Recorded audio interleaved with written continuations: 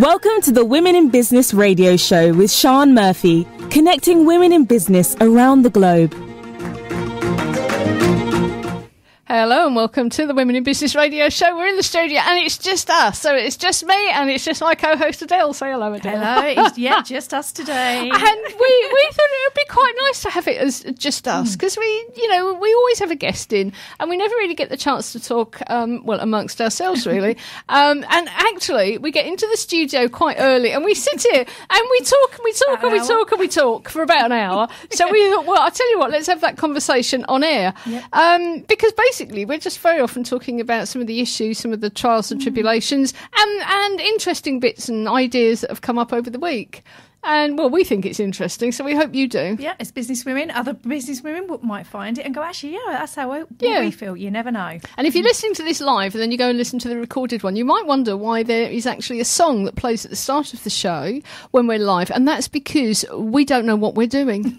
So we introduce the show and then we have to put a record on so that we can sort ourselves out, settle ourselves down, get the right knobs and buttons pressed. Yeah, they're all in the right and basically, place. It's also in the time we're playing that song that we work out what we're going to talk about. Absolutely, because it's all about being spontaneous. It is, isn't it? So it's just us today. And what are we going to do? We are going to run through our usual, what they've become our usual things. Oh, what book have we been reading? What have we learnt? What tools have we been using? What quotes do we like? And then we're going to, because it would be almost rude not to, and we are the Women in Business radio show, and it has been International Women's Day on the 8th. So we're still in the week of International Women's Day, and we thought, well, we ought to perhaps just at least mention that in passing. Absolutely. So shall we get going? Also, we're trying something out today. Well, I am anyway. Because I want to have a different way of broadcasting stuff. I still want to do it from the studio, but I want to bring in something else where we maybe go live somewhere else, and I may not be able to wear the headphones. So I thought I'd try it without the headphones. So if I sound odder than normal, that's because I don't have any headphones on, and it's very weird. Well, I've got my headphones on, and you sound fine. So yeah, no, it's how I sound because I can't. It all sounds quite. I'm used to having it sort of quite loud in my in my ears, I guess. That's normally where the headphones goes around the ears. So I thought I'd try that.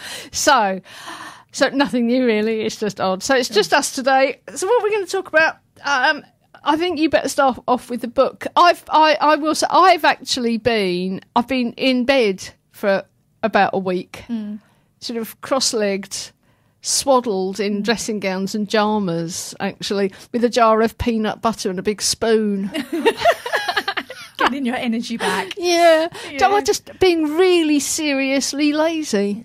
No, I would say looking after yourself, investing in yourself. Yeah, I've been working. That's not justifying it, by the way. I'm just saying I didn't want to stop work. I just needed to be not in the world for a few days, and that's what I've been doing. And that's sometimes what it takes.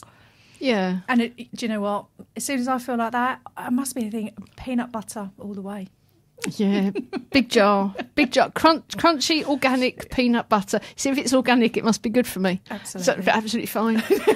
Jar of jelly by the side as well, same spoon. Yeah. That's how you get your energy. Yeah. I've had bags of crisps. I've had a lovely time. Drops of, tea, coffee put up to me every now and then, little sort of other morsels of nuggets and things like that. They're lovely.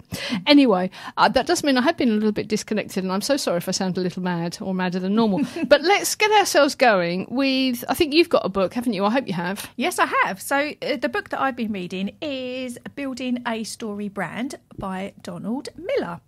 And there is so much, you look at marketing and advice. I just felt overwhelmed. And someone said to me, read this book. It's different, and I've really enjoyed it. And it's about, it's talking about if you confuse, you lose. And I was like, oh, it's really interesting. So if you confuse your story, you lose. You've got to keep it simple. But he was explaining about, how the marketing has got too noisy and it needs to be much more simpler. And it was just a really refreshing way of doing it. And but it was so practical to put examples in place, which I have. And to be honest, it's probably the best book that hasn't confused me in a long time. So yeah, I enjoyed it. Building a Story Brand by Donald Miller. Yes. as we get ourselves a little bit more organised, I have actually been doing a lot of organising. We will be, are you ready for this, tweeting out and putting on our other social media platforms some of the book recommendations and quotes. I've now got, see, this is what I've been doing. I've got organised. I've put it all into Zoho Social. Brilliant. Yeah. Love that. It's my fave. Put it all in there, set up a brand, like an entire little sort of enclosed unit of a brand.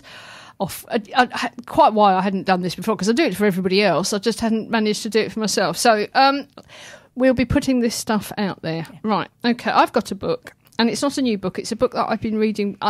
Actually, it's a book that I put on as an audio book in the background, and I just sort of listen to it. And every now and then I'll get this really interesting snippet because let me tell you what the book is. It's called Bad Science, and it's by Ben Goldacre, who is a doctor. And I'm not sure if he still has. He did have... a column, a newspaper column in, I'm not going to mention which paper because I'm going to get it wrong and then everybody's going to hit me, aren't they? And it doesn't really matter. Where he looks at some of the bad science that comes out and how a lot of our journalists and how a lot of our newspapers actually take some of this stuff and just turn it into utter rubbish that then we leap on. As when I say we, I don't mean necessarily Adelle, but as people, we just sort of leap on it and we take it as read and off we go.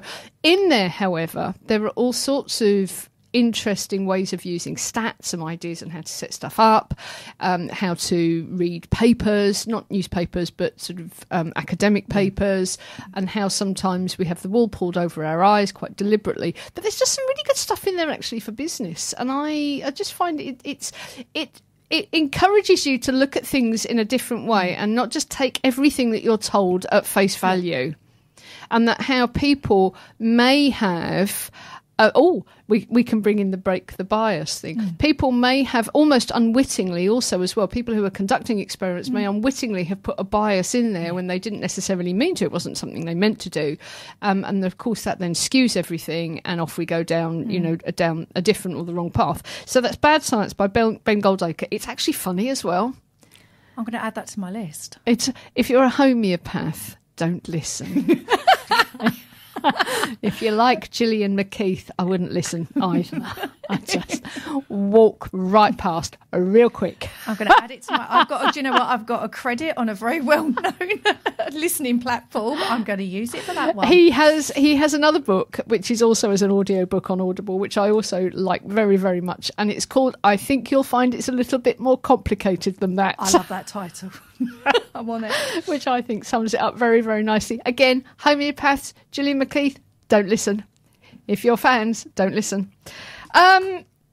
We've done books. What have you learnt this week? Never, never, never give up.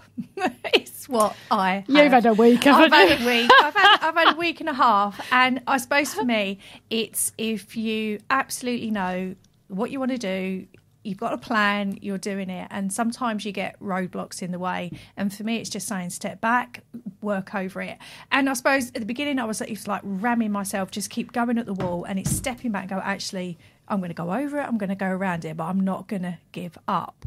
And that's what I've done. And there's a couple of things this week that have come to fruition, but it has been about a 9-week journey of having tenacity to not give up. And that is taking on larger institutions that perhaps you wouldn't have had, but with the right people around you. Have you said what you've done? Can't we just say, because people don't know, do they? They're thinking, what has she done? What has she done? In partnership with somebody else, I have launched my own app into 2 amazing app stores, and it has been hard work both in getting the content ready, and also for me, I've never done this before, so every day has been a school day. I've learnt so much and about tenacity and not giving up. But late last night we got into both stores and I'm over the moon. I'm ecstatic, but it has been hard work.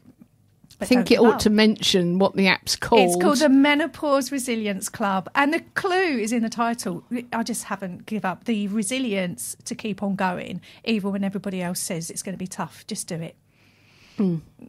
And it has been hard work, and it's quite a complicated app, isn't it? Because I don't know a lot about apps, but I know that, for instance, if I wanted to for Spreaker, they have a facility where you can create an app for your podcast, and I'm going to say it's automated, but it almost sort of is, where you create the app, it's through a formula, and it's relatively easy to get that onto Apple and the other people. I don't know who they are. Sorry, Google Play. There's some other people who have apps, because it's a sort of standard formula, and then on it goes. So I'm not saying it's totally, that there are never any hiccups, but it's a formulaic thing. The app is a standard thing, and on it goes, and Bob's your tiddly. Whereas this has got bespoke stuff in it. It's got different elements to the platform. Yep. It's unique. It's bespoke. Those words are exactly the same, really, aren't they? Yeah, and it's just doing different things. It's pushing the boundaries, and and when you're pushing the boundaries, you're trying to be, do something different. As much as that is exciting, you then have to, I now know you just got to put up with sometimes it just doesn't go right first time, and you're dealing with other people. But I've learned so much about resilience and not to give up. So that's definitely a big learn for me this week. I'm not sure that I learned this. I sort of knew it, but sometimes I forget it. And I read I don't know what it's called, it's like a massive blog called Medium, which, if you know what it is, you think, well, obviously, that everybody knows what Medium is, but I'm not sure they do. So basically, it's a massive, massive community of writers who write about everything. There's a free element to it, and there's also a paid element, and I pay a monthly fee so that I can read everything. Some of it's good, some of it's crap. And I read an article this morning about from a lady who was asking people who are childless, who had made a decision not to have children, to not get wound up when friends and family sort of pressure them into why they aren't having children. And then suddenly they engage, and we're off in this, everybody feeling horrible, guilty, and all of this sort of thing. And I thought, well, why is this even a conversation? What's it, what's it got to do with you? And that's when it sort of dawned on me that actually we have stuff that pushes our buttons. Yeah. And it's our stuff. And if somebody else questions us about that stuff, or criticises us, or says something about that stuff, we respond energetically in a way that encourages them to continue. If we don't have any stuff about it, the conversation just ends. And that's the end of it. They know that nothing's happening. There's no energy transfer here. They haven't got it, and it goes. So for me, although I do have a child, I would never have. In fact, I've got two. I better not forget the other one. They don't like that sort of thing. They get quite sensitive. Although I have children. If I had made a different decision, and I nearly did, it wouldn't bother me what anybody else thought. So if they raised it, whoever it was, member of my family, couldn't give a toss. Dead, gone. On the other hand, if somebody said to me, your bum looks big in that, doesn't it? We'd still be having that, I'd still be standing there in horror whilst they tried to backpedal and so there would be an energetic response because of my reaction.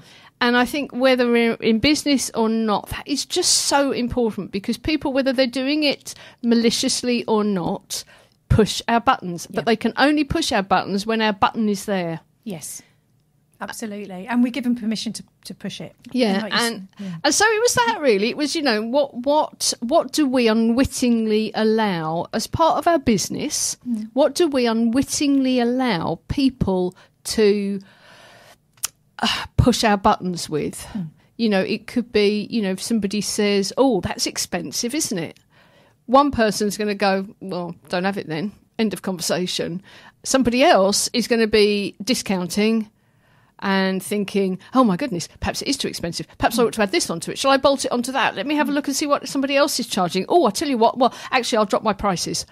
And that they just deal with it in a different way. And the value may be exactly the same. It's just the perception, and it's their stuff. Yeah.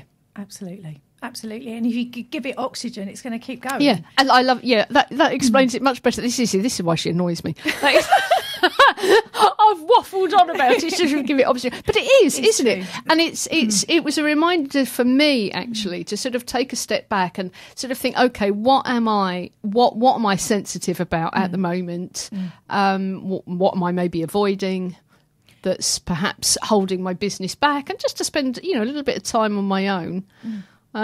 Thinking, okay, what are my buttons? Yeah, it is, and absolutely. And sometimes sometimes we react even without thinking about it. It could be that quick, depending on how personal that button is. And I know what mine is and mine aren't. And yeah, you're absolutely right. But also sometimes, if you actually step back and that person goes, oh, okay. Yeah, bye.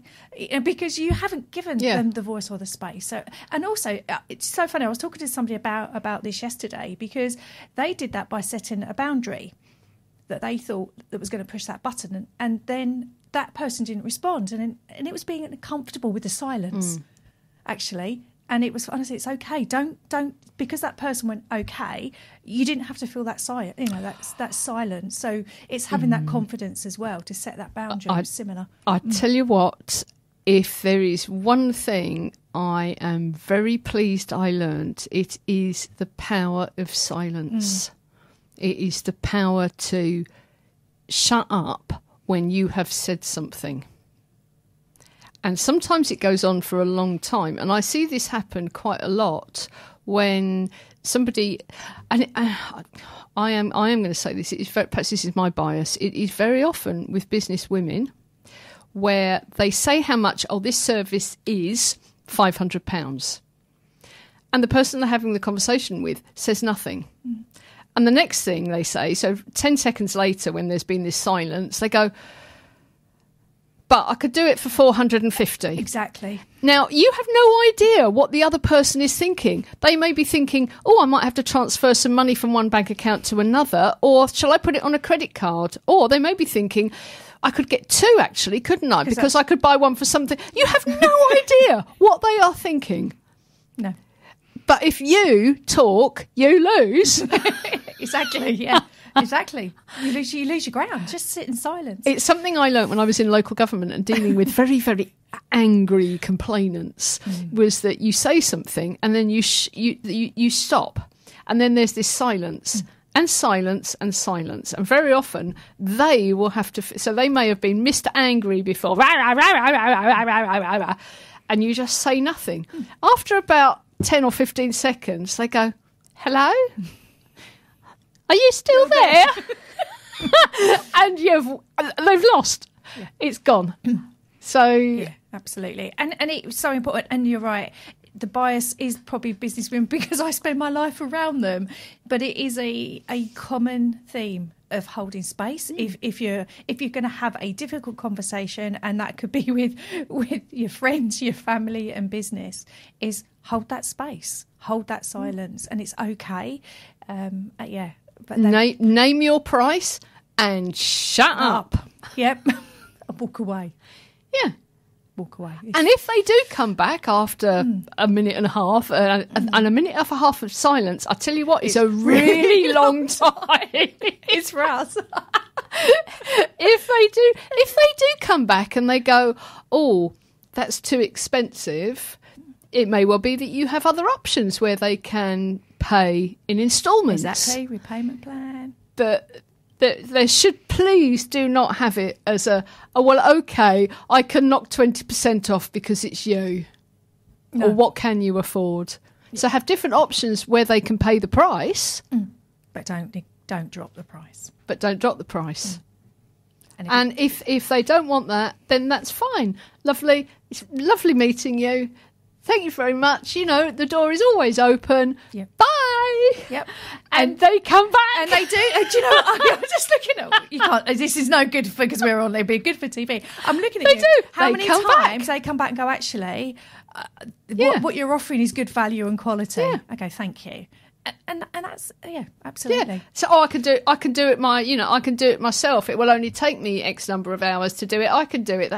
Okay.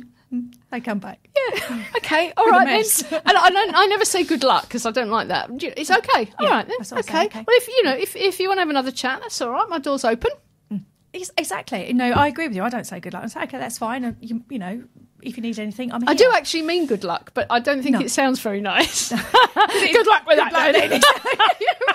It sounds a bit bitter, doesn't it? And we're not. So I'm like, no, I do say good luck, but it's. But like, I don't. Yes, I don't say it because it sounds bitter when actually I say, well, okay, that's fine. But if you need me, you know where I am, and that's pretty much how. But that's the price. But that's the price. The price is the price, and it may be even if it's not a week or two. I've had somebody come back 9 months later and go, actually, I'm really struggling. I need your help, and it was just paid. It was just paid. It was paid. So yeah, you're right. But it's something that, and again, I think as a skill, it's something, you do it once in a while, it still becomes difficult. The more you have the conversation, it gets a lot easier. And I say to him, just do it and walk away. If it's not about price, any difficult conversation, just set your boundaries, say what you're going to say, and sit in silence. I think if you set a rule and you and if necessary, you tell somebody that's a rule. There is a rule. I have a rule. I don't discount, and that's also a way of dealing with perhaps friends and family who think they should be getting a discount. But if the discount is your time, why should my business support your business? Yep. Why should that happen? Yep. No, I agree. I agree. And if you have a rule, it makes it easier. It makes it easier for everybody to understand, and it makes it easier for you to say it without causing offence, without upsetting anybody. People understand that you have a rule. Yeah. I don't know. It's a strange psychological thing. It is. We've got a rule. Yeah, it gets setting those expectations. So you've got a rule and price. So, for instance, I trade time for money. So if I've got a slot for an hour, and we're getting close to that, and they might be talking, I say we're coming close to the end of it. Yeah, and I've learned to say that's it. That's that hour. Because otherwise, if you haven't, and you go, well, I'm not sure, shall I stop? That's my time. I say, no, we're coming up to the end of the hour. Let's summarise this. And you can do it in a nice way, but sometimes, you just have to say, remember, you're trading your time, and sometimes that awkward silence is what. But like you said, if you set your expectations, then there's no confusion. I've forgotten what we were talking about doing? now. Was that learned? Yeah, that's what have we learned. That was, because we haven't done the two yet, and we haven't done the quote. We've got two more left. Oh, honestly, people. I wonder what we do sometimes. I really do. Have you got a tool? Do you? I have. So this week, does it fit in your handbag?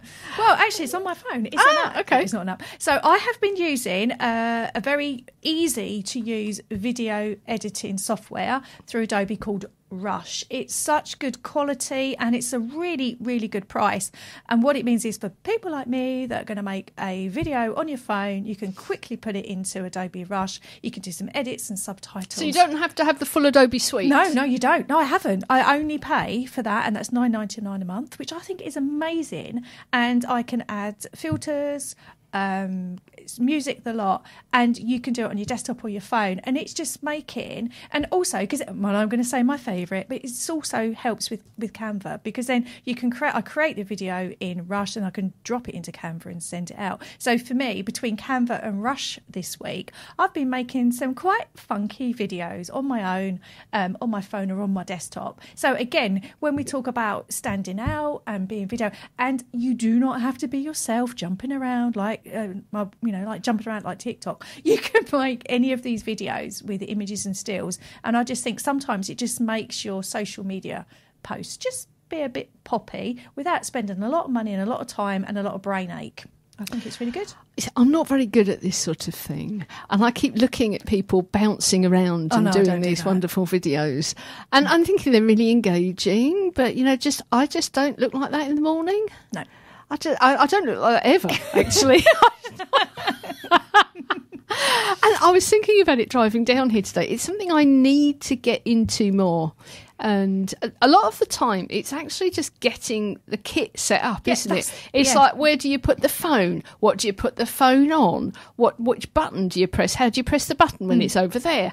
And then how do you edit it? And it's just a matter of organisation, isn't it? It is. Really. And exactly. And that's You're good at this, aren't you? You do a lot of video. Me, I'm useless at it. Yeah, but why? Because I've got the right kit around me, and it's not huge, the right software, the right kit, and it just makes it easier. And also, when I asked people to send me some video clips, which I did for a little montage of videos, they sent me, and I pulled them all into one place and put a video together of some people, sharing their stories this week, and it didn't actually take me that long, and it was good fun. So I've got to get better at this. But to be fair, what makes it easy is the tools, and also because these tools, you can start it on your desktop and finish it on your phone if you need to as well. So it just makes it a lot easier. That's all.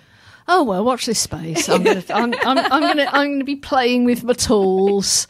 I've been reorganising my social media stuff. I've got quite a lot of social media platforms, some of them for clients, some of them for me. And I've just been sort of looking at different tools. And I have to say, I have gone back, for some of them, not everything, I have gone back to Buffer. Oh, yeah. Buffer's a tool that I haven't used for a long, long time. And I have to say, it's actually really easy. And it's got some really cool integrations for Instagram on the premium. And, premium, I'm not sure that there are 3 levels and one of them's free. So if you are just doing some scheduling and you only want to schedule, I think you can schedule 10 things per platform.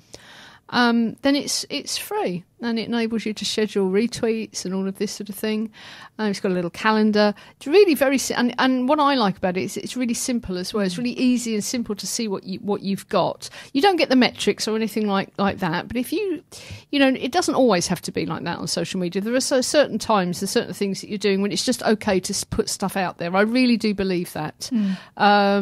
And not en masse, don't get me wrong, this is not a strategy, this is posting. And if that's sort of what you need to do, you need to post some stuff, perhaps into a group or something along those lines, then it's really very good. Very simple. The upgrade is like you can add as many profiles as you like for $6. Which means that you can put sort of an entire brand suite in there. Yeah. If you put the whole lot in, it's going to be, sort of $40 or something. And the features that you get, especially with Instagram, are really good. You get the first comment post, but also that it has a sort of shop function in there where you can, a little bit like Linktree. Where but instead of it just being on links, you can actually pick out certain of your posts, your Instagram posts, and have those with URL links in them going through to a shop, but not Shopify. It can be a URL that you've set up, and you can either send it through to a shop link, or you can send it through to a website and various other bits. And it's really quite clever, and the link to that shop bit, if you like, sits in your bio like Linktree does. Yes. And at the top of it, you can put 3 button URLs. It's really quite good. That's good.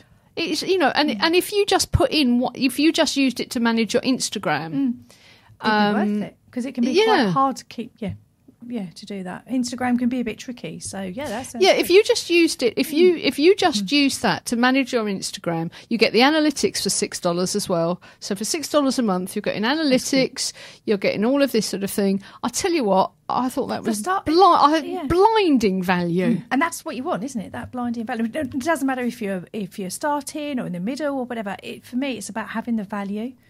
And the other thing I liked about it is it's actually quite simple to understand. Yeah.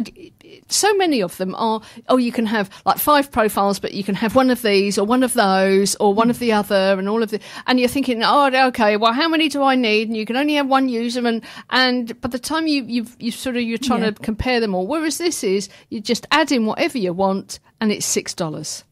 That's what you want. Value and simplicity. So if you have, I think it runs I think you can post on Facebook groups. But like say in Zoho, you can only put one Facebook group in. Yeah. Well, I've actually got 2. I've got a pick. That's actually quite annoying. Yeah. And whereas this, you can just add them in, and that's fine. If that's what you use, just add it in. You don't have to work it out. So, Buffer. Yep, I like that. Done that. Yeah. I'm looking at my list. I can't read properly. Quote. Have you got one? I have. Go on then. And it is, surround yourself with people that are going to take you higher. And that is from Oprah. Oh, dear. It's from my favourite. And you're here. I am. Is this good? Is this sensible? No, I just think, over the last sort of 18 months, to me, it's always surround yourself with people who are going to take you higher. Because sometimes you have to make difficult decisions where people are coming in that actually aren't going to support or champion you. So sometimes you have to say thank you, but no thank you. And so for me, it's about surrounding yourself with people that take you higher. And if they're not, have that conversation or just sit in silence, linking back to what we said before. Yeah. I think for me, it's getting rid of people who have drama. No, I don't do drama. I don't need you to take me anywhere. But if you're running a drama, I really just don't want to know. No, sorry, don't. Take it somewhere else. I'm laughing. I had this same conversation yesterday morning with somebody around some bits and pieces going on, and I went, "Oh God, it's too much drama for me." But sometimes we can get. I think sometimes when we're stressed ourselves, and if we need to procrastinate, if we've got something that we actually don't want to do, it's almost quite easy to get drawn into somebody's drama, isn't it? Somebody who's always ill, somebody who's always this, somebody where everything's always going wrong for them. If you need a bit of a diversion, that's a fantastic way, isn't it, of getting of actually allowing yourself to be sucked in. Yeah, somebody else's energy. Because they're vampires, and that's fine. They're having their own bit. After a while, you realise that the weekly traumas are actually weekly traumas, and they've been going on for years. And it is, and you sort of have to, that's my rule, is actually, no, sorry, it's not that I'm uncaring. It's just not my drama. Yeah. Yep, I agree. It's not that I won't help. Tell me how I can help, and let's do it. Yes. I'm not going to talk about it for 5 hours. I go, right, okay, the 80-20 rule, I'm going to give you 20% to talk about it, and then 80% we're going to sort it. Yeah. Yeah, that's all I give. But I'm not going round and round and round in circles around it. Because then I'm off. Yeah. I'm off. And the other thing you don't ever want to say to me is, yeah, but. Yeah, you see, look, yeah, but. Yeah, no. So don't say that. No. Okay, I actually have a quote. My quote it's by Denzel Washington. I put this out on Instagram a little while ago, and I'll be honest, I didn't have another quote, so I would have found that one. But I quite like it, which is why I posted it in the first place, which is, some people will never like you because your spirit irritates their demons. Oh, I like that.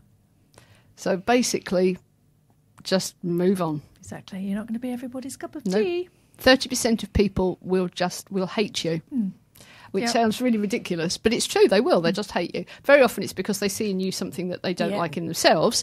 And, normally, under normal circumstances, we just bounce off and, you go in one direction and they go in another.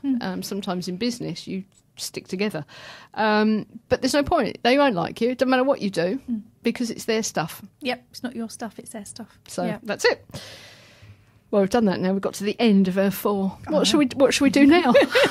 You see, we're not playing a record, so we better just carry on, hadn't we? We had. And we were talking about whether we should discuss International Women's Day and their theme of break the bias. And I was in 2 minds.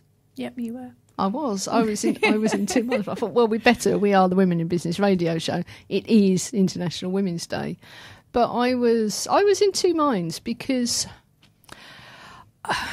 you look at it sometimes and it's just a mass of noise of Happy International Women's Day. And then mainly it all disappears again. Yeah. And nothing's actually changed. On the other hand, if we don't do it, nothing will ever, ever, ever change. And so we were talking before we came on air about, having a big day once a year generates this massive energy, which sort of gives it some impetus. Impetus. Yeah. Is that Focus, impetus, yeah. Yeah, just sort of, you need that, Spotlight. that sort of sometimes volcano energy to get stuff going. But on the other hand, then you've had your spurt and you're done, aren't you? Yeah. How do we keep it going? Yeah. And you're spent.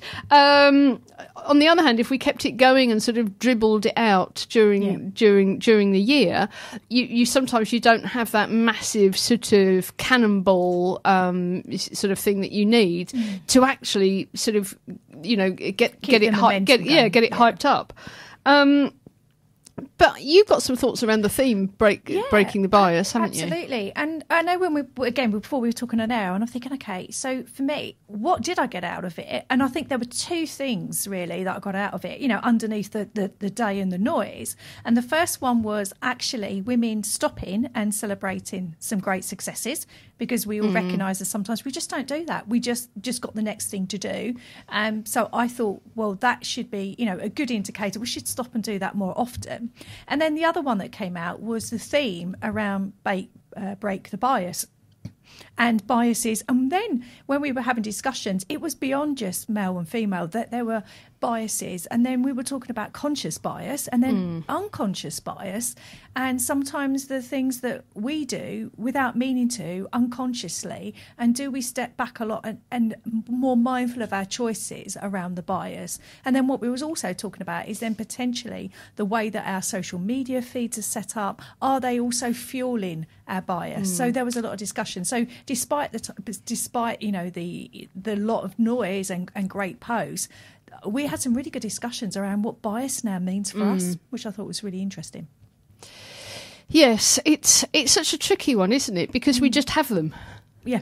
We have a bias. We have limiting beliefs. We have beliefs, and it's recognising them, isn't it? But also being able to deal with them when somebody else has them. Yes, and having that courageous conversation to call somebody's bias out and to say, actually, and then we were having that discussion, is have we got the courageous, are we comfortable, are we confident enough to call somebody out on that bias, or is it our bias or their bias, is it our stuff or their stuff? And then we were like, oh my god. So what we showed is it's like you said, Sian, it's more complicated than what you think. But if you absolutely see a bias, or your one is shared with you, there were some stories, is you make that decision to stay with that group or that product or that person, or actually you have the confidence, actually I'm not going to be part of that conversation, I'm going to go and take myself and my business elsewhere. Have we got the confidence and the courage to walk away from something because we're not happy with the bias there? And that's where we got to some interesting debates.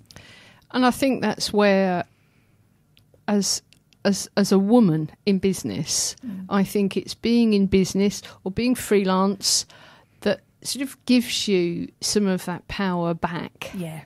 And I don't want to oversimplify it and make it sound easier than it is, because it isn't easy. It's a choice, but sometimes if you're sat in front of somebody who has decided your worth, and they have made that decision based on a bias that they have, you still have to do that very, very difficult thing of walking away and going, well, sorry, mate.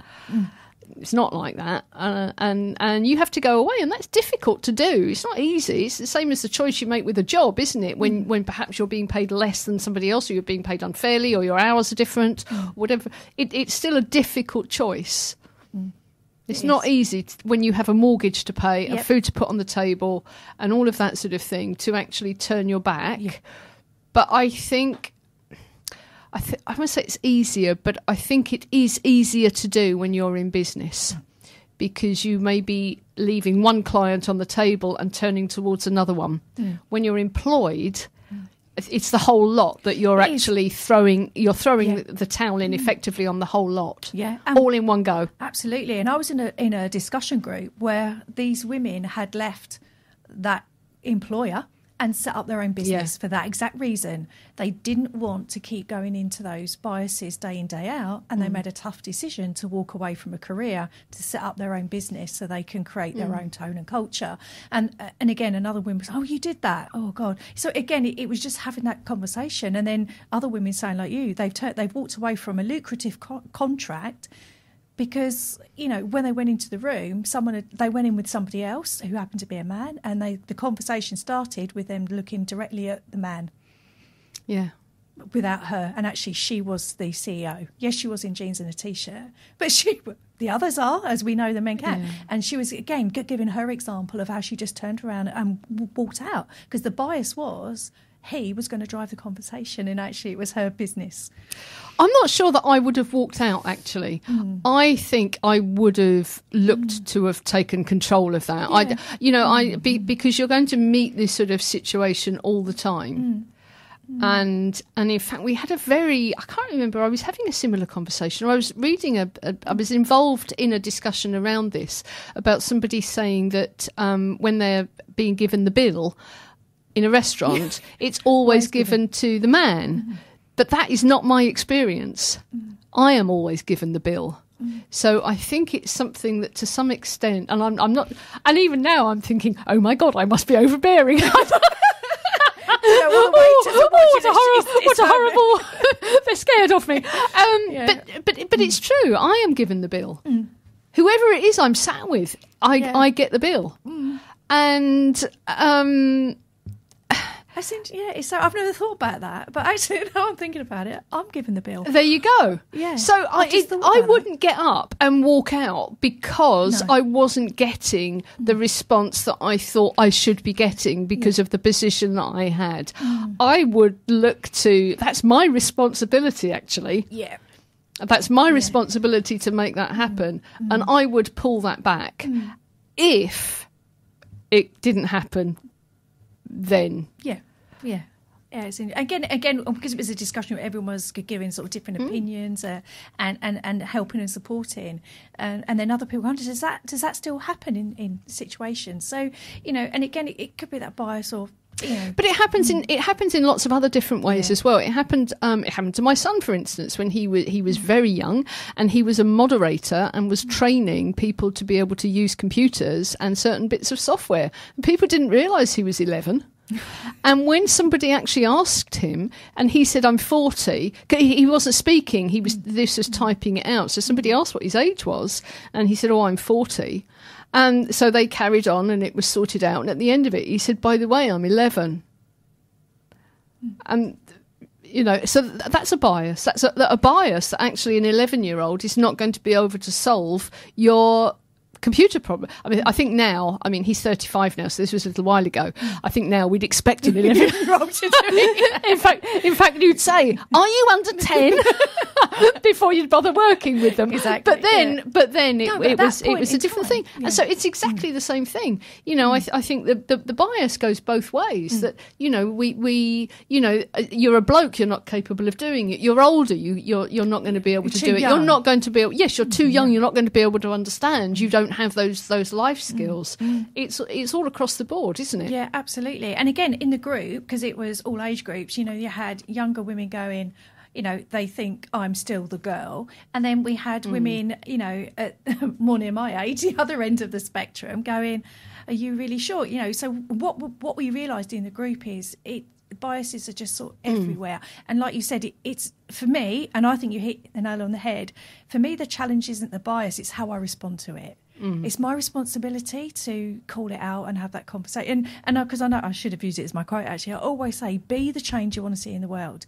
But I've had to build up to having pretty difficult, courageous conversations because, to be honest, I was fed up with just walking. I was not prepared to keep walking past the bias anymore and challenging it. But sometimes that's difficult. You do realise what we've done, don't you? We've challenged the International Women's Day slogan of "Break the Bias" because I don't think you can break the bias. I think as human beings, based on our experience, based on what's gone on before, we have a bias. It may be conscious, it may be unconscious, but it's there. I think what this is about is actually dealing with the bias. It's recognising that there is a bias, that you're sat in front of somebody or sat in front of people where there is differentiation based on certain factors that may be impacting on you. And actually how you deal with it, how to respond to it. Because it's not going to go away. It doesn't matter what you do, there is going to be bias. in everything we ever come across. Just the way, I know from the nerdy brain bit, it's the brain. So you can't fight it. So, but again, it's the same as I talk in my business when I work with my women. You can't ignore it. It's about managing it. It's about managing the bias. It's about managing. But I always say it's not the bias, it's how I respond to the bias.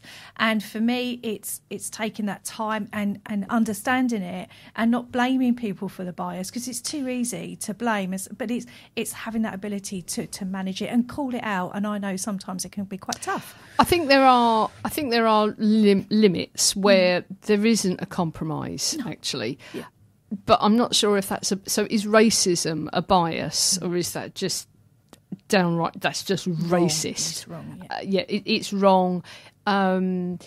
Outright nastiness. And I think that's sort of, in some respects, easier to deal with, because you can see it and you can make a value judgment. You go, that is not acceptable. And the thing is, everybody else can see it as well. They may not agree, or may disagree, it doesn't matter, but it can all be seen. So I think this is more about being able to recognise a bias.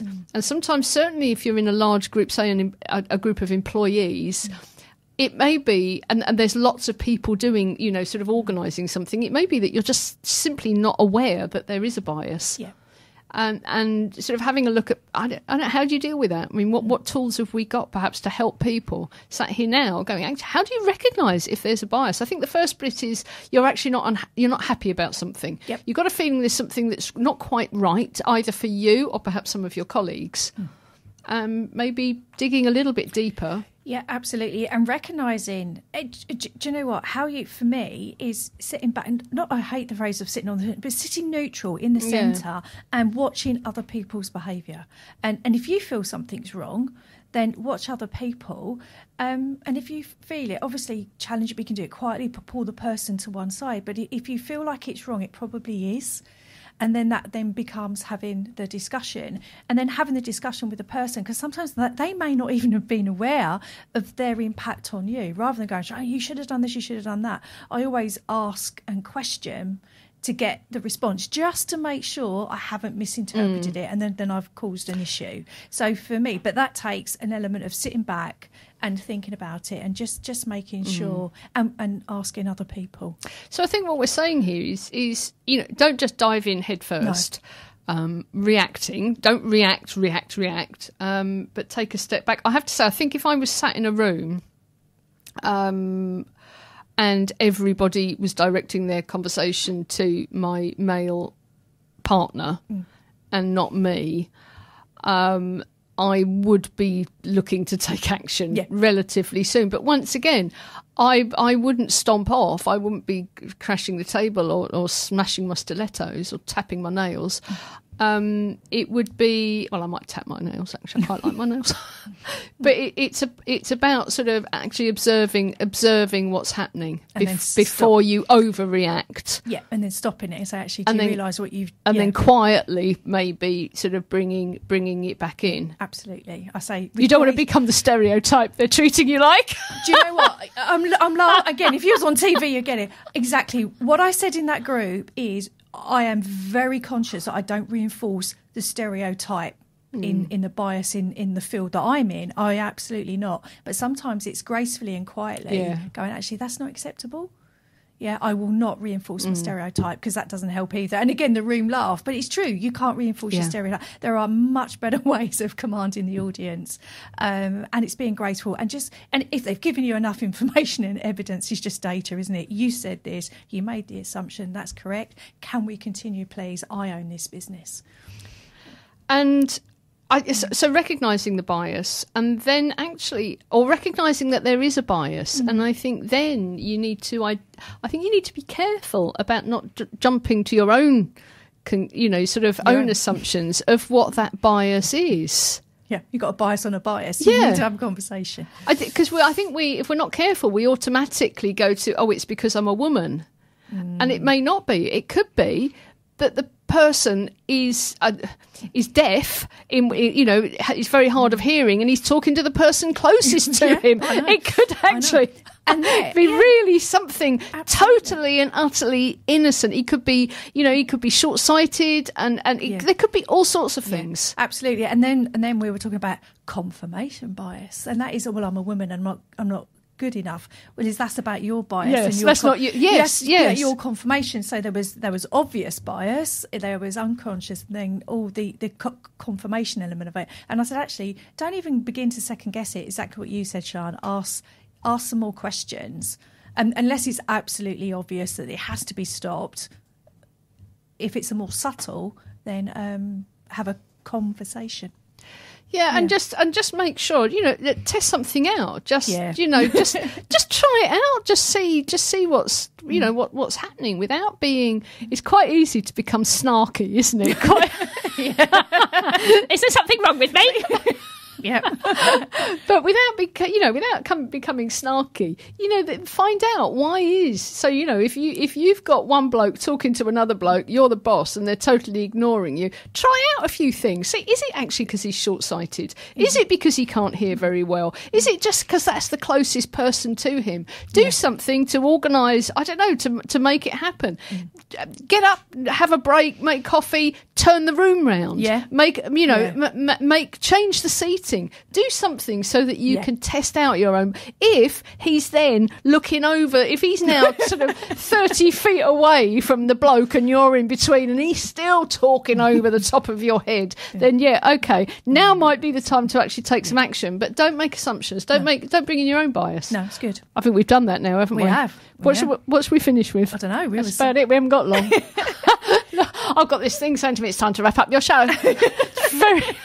No, again, I think do you know what? Even our tips, our tools and our books have covered in that whole topic today about, stepping into our power as women and accepting the silence and having some courageous conversation. It's not us, it's how we respond. I'll tell you what, why don't we could put something out on social media, couldn't we? And say, what would you like us to talk about? That would be good. Because we can talk rubbish for hours. Yeah, we did it. We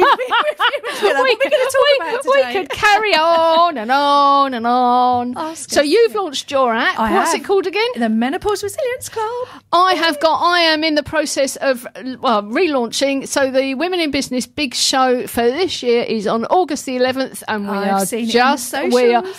a few things popped up yesterday. We are in the process. It is on its way. If you're interested in exhibiting or visiting, you need to start doing something. Anyway, look, folks, thank you so much. We will be back with you next week, and we're going to be talking sensibly, aren't we? We're going to got a guest. I haven't got my thing with me. I can't remember, dear. I can't remember. That's a week off, isn't it? We will, one way or the other, we are going to see you next week with more musings from Women in Business. Absolutely. Have a good week, everybody, and take care. Bye. Tune in next week to the Women in Business radio show for more stories, ideas, and inspiration to help you grow your business.